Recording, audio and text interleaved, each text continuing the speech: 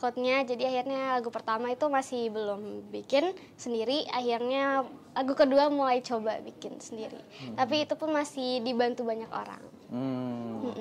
Musik yang kamu usung apa? Pop? Iya, pop, Indonesia pop, tapi juga ada sentuhan K-popnya, karena aku suka banget dengerin lagu-lagu K-pop. Ceritanya tuh masih kerasa banget maupun di bahasa Indonesia, bahasa Inggris, karena dua-duanya masih cukup belum aku kuasai gitu, masih belum pede gitu dengan hasil tulisannya di kedua bahasa.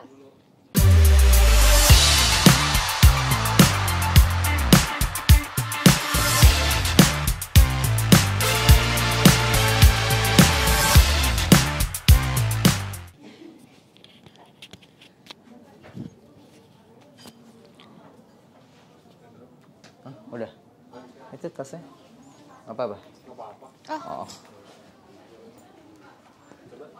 Cek. Ya ke depan aja ya. Oh, ke depan. Oke. Ke Indra juga apa-apa. Gimana nih? Saling. Tengah-tengah.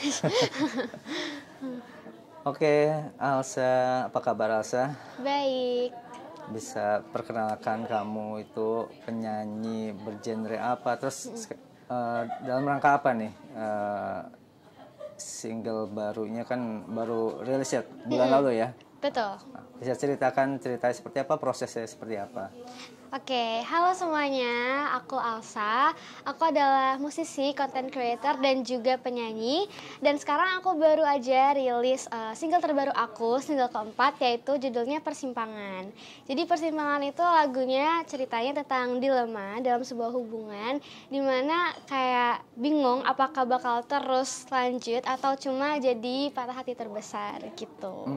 Dan prosesnya sih kurang lebih 3-4 bulan untuk akhirnya dari bikin lagunya sampai rilis, dan aku juga ikut andil dalam bikin lagunya, songwritingnya. Udah single keempat? Udah single keempat. Single pertama? Single pertama judulnya Lihai, itu rilisnya Juli tahun 2021. 2021. Terus 2021. Single kedua judulnya Nanana, itu Desember 2021. Ketiga I Wanna, Mei 2022. Akhirnya terbaru ini Desember 2022, Persimpangan.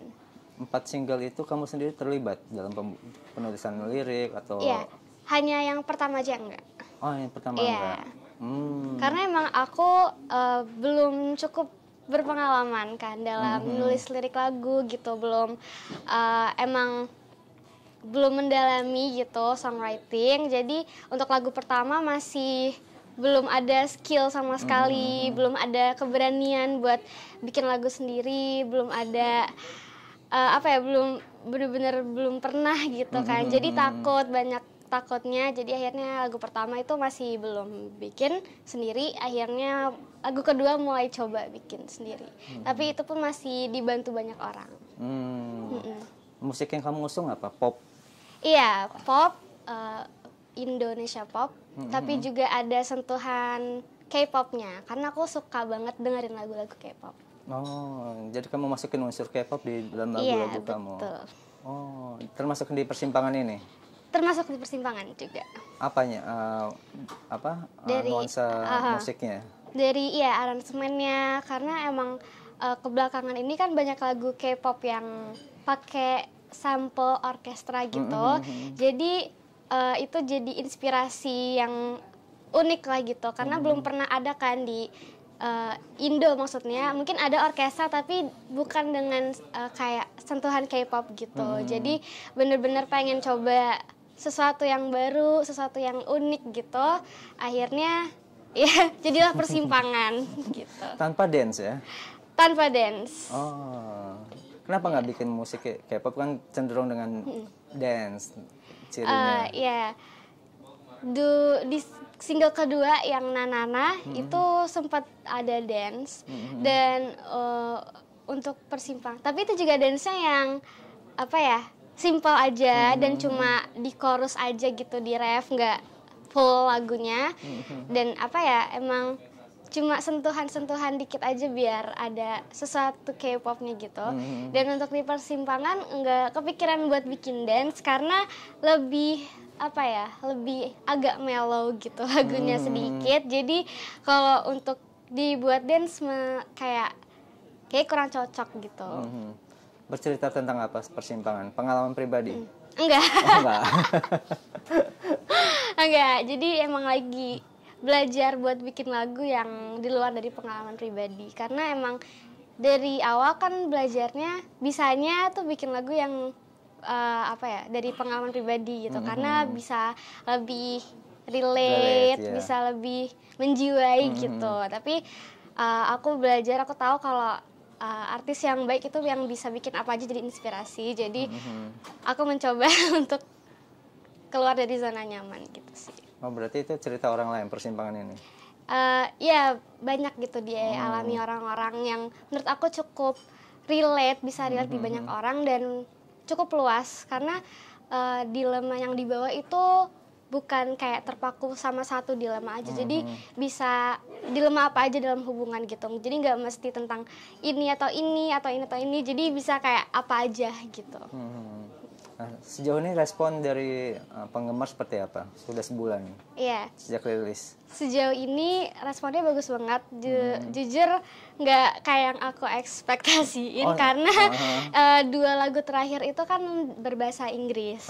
Jadi ini lagu pertama lagi yang aku bahasa Indonesia. Yang pertama itu Lihai bahasa Indonesia dan keempat persimpangan bahasa Indonesia yang aku tulis gitu. Jadi benar-benar nggak tahu bakal kayak apa nih gitu nanti hasilnya keluarnya, responnya sama sekali nggak ada clue gitu. Jadi bener-bener di luar ekspektasi aku sih. Jadi pas itu banyak yang pakai juga di TikTok soundnya.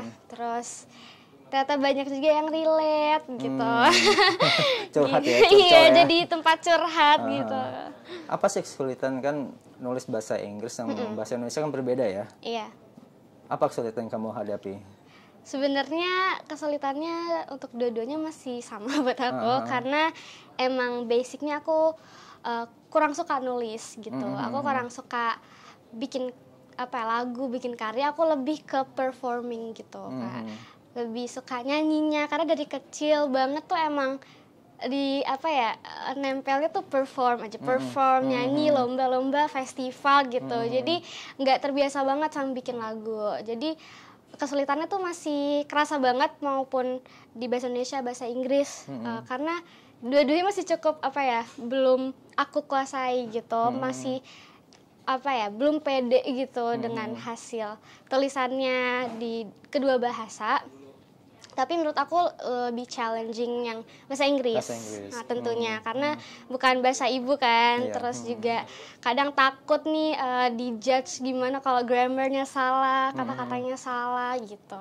Jadi itu sih paling challenge-nya, kayak takut salah nih urutan katanya, penggunaan katanya salah gitu.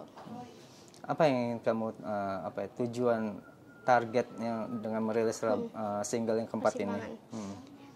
Oke, jadi kayak aku bilang sebelumnya 2 lagu sebelumnya kan bahasa Inggris nih. Jadi persimpangan ini sebenarnya mau tes ombak gitu. Kayak audiensnya gimana nih kalau lagunya bahasa Indonesia. Karena lagu kedua itu Nanana banyak yang dengar dari luar negeri, dari US, dari Philippines. Dan I Wanna walaupun dia berbahasa Inggris tapi ternyata banyak yang dengerin dari Indo gitu. Jadi ternyata orang Indo banyak juga nih yang dengar musik aku. Jadi gimana kalau kita coba bikin lagi bahasa Indonesia tapi dengan style yang mirip-mirip gitu dengan lagu sebelumnya. Jadi ya jadi persimpangan. Influence kamu dalam bermusik siapa? Dalam bermusik lebih ke K-pop dan Indonesia nggak ada? Solois namanya Ayu. Oh, Ayu. Iya, kalau Indonesia aku suka dengerin hi-fi. Tapi kalau untuk dari segi musiknya belum ada yang mempengaruhi aku sebegitu besar sih. Masih sangat-sangat liatnya ke K-pop. Berarti gitu. jarang mendengarkan musik Indonesia? Jarang. Paling ya yang viral-viral aja dan apa ya, Indo kan banyak lagu yang galau-galau gitu, yang ballad, yang dimana itu bukan aku gitu, jarang lagunya nggak pengen image-nya kayak gitu. Jadi masih jujur masih agak susah gitu buat lihat referensi di Indo. Jadi masih liatnya ke K-pop. Kenapa Ayu? Kenapa Ayu? Karena suka dari suaranya, dari semuanya, dari dia talented kan, dia bisa nyanyi, bisa acting, bisa semuanya lah, multi talented. Dan dia juga untuk artis K-pop itu kan biasanya jarang dikasih kebebasan buat bikin lagu sendiri ya, tapi kalau untuk dia itu dia hampir bikin semua lagunya sendiri gitu. Jadi aku benar-benar apa ya, terinspirasi banget dari dia. Dia juga nulis kan, orangnya suka nulis, dan dari segi musiknya tuh tipe aku banget, style aku banget gitu, yang clean, cheerful, gitu sih. Berarti mengkoleksi semua hal berbau Ayu. Berbau Ayu. Jujur suka Ayu belum terlalu lama, kayak 2 tahun terakhir gitu, 2 atau 3 tahun terakhir. Jadi nggak se ngoleksi gitu, tapi kayak suka dengerin lagu-lagunya, suka ngikutin lah gitu. Nah, beberapa waktu lalu kan sempat ketemu sama siapa yang penyanyi Korea, ya Juni. Iya. Itu dalam rangka apa waktu itu? Jadi dalam rangka kita konten aja, bikin konten bareng. Dia lagi di Indonesia? Korea. Enggak, aku yang ke Korea. Iya, jadi aku yang ke sana untuk 3 hari. Di sana kita ini live IG bareng. Terus di situ kita kontennya ya ngobrol-ngobrol aja sekitar nulis lagu gitu. Aku suka K-pop kan, jadi banyak banget yang bisa aku obrolin sama dia. Terus juga dia ternyata pernah nulis lagu buat Ayu juga, jadi tuh bener-bener yang bikin aku oh wow gitu kayak wow gitu, lihat dia banget apa kayak terinspirasi lah gitu kan. Dari obrolan itu apa yang bisa kamu ambil terus kamu pakai buat bermusik kamu? Paling dari segi bikin lagu sih, karena aku kan masih takut-takut gitu, masih insecure lah, masih belum pede. Dan kata dia pun itu emang proses yang gak sebentar gitu kan, buat bisa bikin lagu itu aja udah bisa ngasilin karya 1, 2, 3 itu aja udah keren banget dia bilang. Dan ya bikin aku jadi makin pede aja sih buat bikin lagu. Kamu kan dikenal juga sebagai seleb TikTok nih, bahkan sempat ada yang ratusan juta ya. Wow. Itu gimana perasaannya, dan kamu semakin termotivasi untuk bikin konten-konten cover gitu ya? Pastinya, rasanya sih nggak nyangka ya pasti. Terus padahal simple ya, tapi ratusan juta. Iya, makanya ratusan puluhan juta. Aku juga nggak menyangka gitu kan, kayak siapa sangka bisa dari cuma bikin video lewat HP sebentar, simple, tapi bisa yang nonton dari berbagai belahan dunia gitu, sampai berjuta-juta orang. Rasanya nggak nyangka sih. Terus juga karena emang aku bikin itu bukan untuk apa ya, ditonton banyak orang juga gitu, kayak aku do it for fun gitu kan, karena emang aku suka nyanyi, hobi nyanyi, aku passionnya nyanyi, jadi suka banget bikin cover-cover gitu. Dan gak nyangka aja bisa banyak ditonton orang, karena aku juga cover itu udah dari lama, dari 2015, dari IG sebenarnya. Abis itu pindah ke TikTok baru tahun 2020 pas pandemi, dan ternyata makin iya, dan ternyata makin banyak yang nonton di TikTok gitu. Selain komentar positif, ada nggak sih komentar negatif dari netizen gitu? Pastilah. Apa yang paling mengganggu buat kamu?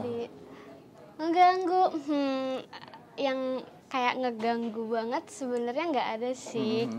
Karena jujur di antara sebanyaknya itu komen, jarang sebenarnya lihat yang hate gitu, pasti ada tapi jarang. Dan aku juga tipe orangnya yang kalau menurut aku itu kurang membangun gitu, aku kayak biasanya sama sekali nggak ngehirauin gitu. Jadi benar-benar nggak ada yang terlalu mengganggu buat aku. Paling pas itu pernah ada satu yang komen tentang lagu aku sih, bukan tentang cover gitu, tapi tentang lagu aku. Kayak kalau cover gitu biasanya kayak orang-orang pada muji gitu kan, suaranya bagus, bla bla bla.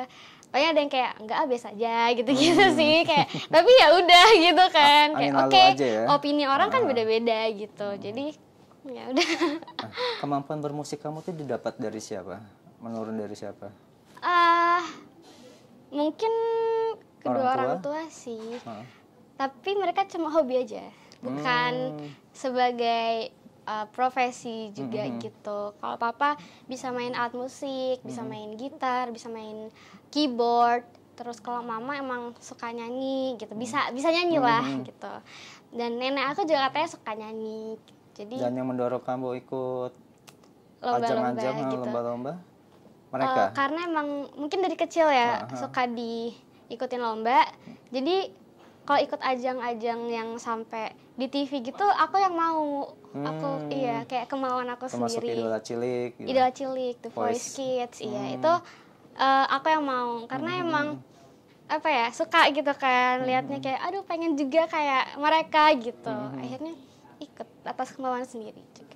Waktu di Idola Cilik udah sampai babak mana? Idola Cilik sampai aku lupa berapa besar, tapi udah sempat tampil di TV 3 kali. Tapi masih yang menuju pentas, belum yang stage-nya gitu. Kalau ini Voice? Kalau The Voice sampai battle round. Round. Ketemu sama juri-juri itu? Iya udah, sampai yang blind itu udah. Abis itu battle. Abis battle gugur. Jadi ini siapa waktu itu? Agnes Mo. Agnes Mo? Iya, timnya Agnes Mo. Ketemu sama Agnes? Ketemu. Bisa ceritain pengalaman ketemu Agnes Mo?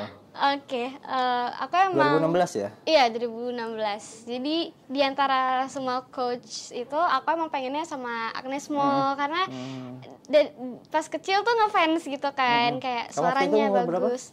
Pas 12 itu ya? 2016 berarti 13 tahun. 13 tahun, ya. Ya, karena aku paling ngefansnya sama Agnes Mo, kan dia suaranya bagus tuh, tekniknya bagus, dan dia juga terkenal orangnya humble. Stage performingnya tuh keren lah gitu, jadi benar-benar jadi inspirasi aku pada saat itu kalau di Indonesia ya, Agnes Mo. Terus senang banget akhirnya dipilih sama dia satu-satunya yang muter. Iya, itu benar kayak alhamdulillah banget gitu, emang karena maunya sama dia gitu. Terus akhirnya bisa masuk tim Agnes Mo. Ternyata dia benar orangnya sangat humble dan juga berteknik lah gitu, nyanyinya berteknik, dan dia juga pasti melewati proses yang panjang kan buat sampai di titik itu. Jadi banyak banget yang bisa aku pelajarin dari dia, dan dia sangat baik gitu. Kayak dia kadang ngajak anak-anak timnya itu hangout gitu, makan bareng gitu sih.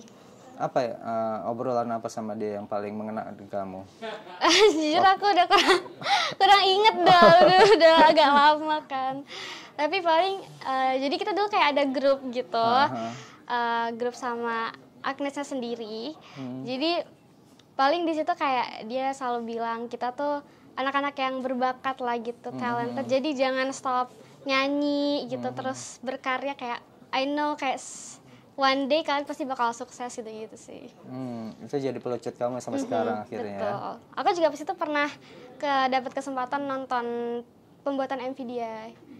Di? Ya, di Jakarta. Di Jakarta. Pas itu aku masih tinggal di Semarang kan soalnya. Jadi disuruh kayak menetap dulu beberapa hari setelah The Voice untuk bisa ikut nonton MV-nya yang Sebuah Rasa. Situ. Di Jaksel kalau nggak salah. Itu pertama kali lihat ya? Iya, wow gitu kan. Oh jadi gini gitu. Kalau bikin MV. Totalitas Agnes kan nggak diragukan lagi kan? Betul. Itu yang mungkin harus dicontoh sama penyanyi-penyanyi muda. Nah, kamu sendiri gimana melihat sosok Agnes yang seperti itu? Yang bisa kamu terapkan untuk diri kamu untuk berkarya ke depan? Iya, banyak banget sih yang bisa aku pelajari dari dia, dari humble-nya itu juga kan. Kayak dia udah se-famous itu, udah sejago itu, kayak semua orang pasti kenal dia, tapi dia tetap humble gitu, down to earth. Bahkan sama kayak pas itu kita anak-anak gitu kan, kayak dia bener-bener ngasih pelajaran penting banget, karena kita juga pengen kayak dia gitu kan. Kita pengen kerja di industri yang sama, jadi banyak banget kayak bekal yang bisa dimasukin dari dia gitu. Goals kamu tahun? Iya, goalsnya pengen rilis mini album sih. Jadi kumpulan dari lagu-lagu yang kemarin? Atau memang benar-benar baru semua? Lagu-lagu baru, insya Allah lagu baru, iya. Sudah? Sedang proses? Sedang proses, doakan saja. Rencana berapa lagu? Rencana sih 4 lagu. 4 lagu? Sudah berapa lagu yang dikumpulin? Sudah ada 3. Ya, kamu semua 3 yang ciptain? Iya, aku semua. Walaupun nggak ada yang pure enggak, tapi semuanya aku terlibat. Masih genre masih yang sama? Masih sama. Goals lain itu apa lagi tahun ini? Goals lain itu mungkin lebih pengen banyak off airan ya, karena kan gara-gara pandemi kan, kita juga gedenya pas pandemi, jadi masih kurang banyak banget interaksi sama penggemar gitu, sama orang-orang. Pernah sih kayak tahun lalu lumayan banyak gitu, dan seru banget ternyata. Jadi pengen lebih banyak sih bisa tampil di depan banyak orang secara langsung gitu. Beda ya ini? Beda sih rasanya, euforianya tuh beda gitu. Nah, kamu masih kuliah, berkarir di musik juga, nggak mudah kan bagi waktu. Nah, gimana kamu? Apalagi calon PNS nih. Pengen jadi penyanyi aja. Oh, jadi penyanyi aja. Ya, bagi waktunya emang pasti susah, pasti sulit. Tapi untungnya kan karena kemarin masih pandemi ya, jadi kuliah itu masih banyak yang online. Jadi untuk bagi waktu itu menurut aku masih lumayan bisa lah gitu. Karena kelas online tadi itu misalnya ada jadwal visit kemana lah gitu, masih bisa nyambi kuliah gitu kan online. Dan sampai sekarang pun kelas hanya fakultas aku nih yang masih baik kelas online-nya. Kelas offline-nya baru kayak seminggu sekali gitu. Sedangkan teman-teman aku yang lain di fakultas lain tuh udah hampir tiap hari offline gitu. Dan untungnya aku masih jarang offline kan. Jadi belum terlalu kerasa sebenarnya. Tapi itu pun udah cukup melelahkan gitu. Kayak tugas-tugasnya, ya sih, tugas-tugasnya itu yang kadang apa ya, dipikirin jadi kayak gitu. Ini kan bertolak belakang banget ya, kamu sukanya ya, tapi milih jurusannya administrasi negara. Itu ada apa itu? Sebenarnya karena pas itu aku dapat kuota SNM kan, SNMPTN. Dan jurusan yang aku pengen itu sebenarnya ilmu komunikasi, tapi pasti sangat susah gitu kan, apalagi untuk bersaing sama teman-teman SMA aku yang bisa dibilang SMA unggulan gitu. Di mana? Di 78. Oh, 78, Jakarta Barat. Iya. Dan iya pasti susah banget, apalagi Ilkom itu banyak peminatnya gitu. Dan pas itu ranking aku juga bukan yang atas-atas banget gitu kan. Dan aku cukup bergantung banget sama SNM pas itu. Jadi aku ngambil yang sekiranya berpeluang besar. Itu sebenarnya ada administrasi negara sama kriminologi sama sastra Inggris tuh. Aku awalnya pengen sastra Inggris, tapi akhirnya abis ngobrol-ngobrol banyak, minta saran dari sana dari sini sama orang tua, akhirnya pilih administrasi negara gitu. Karena orang tua juga papa PNS kan, jadi dia bisa, mungkin katanya bisa bantu lah gitu. Bisa kalau ada apa-apa nanya gitu kan. Gitu. Tapi bisa ngikutin kan, walaupun itu bukan passion kamu. Sejauh ini so far so good. So far so good, masih aman. Kadang orang kan bukan jurusan pilihannya kan berasa berat. Nah, kamu begitu juga? Sebenarnya apa ya, kalau nggak suka emang nggak terlalu suka gitu. Kayak emang ya udah, kayak nggak jalaninnya tuh ya udah gitu, bukan kayak yang passion gitu, aku suka gitu, enggak. Tapi sejauh ini belum terlalu sebeban itu gitu. Dan bisa bantu aku buat mikir kritis sih sebenarnya, karena kan itu banyak banget apa ya, analisis gitu kan, esai gitu. Jadi sebenarnya ngebantu sih buat bisa mikir kritis dan bisa apa ya, jauh dari zona nyaman aja gitu loh. Jadi biar bisa menguasai selain nyanyi gitu. Tapi setelah lulus nanti? Setelah lulus nanti tetap jadi penyanyi. Nggak pengen jadi itu PNS. PNS sih penyanyi. Padahal PNS masih jadi nomor 1 loh. Belum apa ya, tahu. ibaratnya orang tua tuh pengen anaknya jadi PNS gitu. Biasanya kan? gitu ya. Tapi orang tua aku cukup mendukung aku di menyanyi sih. Ya. Mereka ya ngebebasin sih anaknya, yang penting seneng lakuinnya gitu. Kursus vokal juga kamu? Dulu sempat, tapi sekarang udah enggak. Dulu bertahun-tahun. Setiap pindah tempat juga pasti pindah tempat les. Pindah tempat tinggal, pindah tempat les gitu. Dengan siapa kamu pengen berkolaborasi? Paling pengen berkolaborasi Indo. Iya. Indonesia. Nggak ada.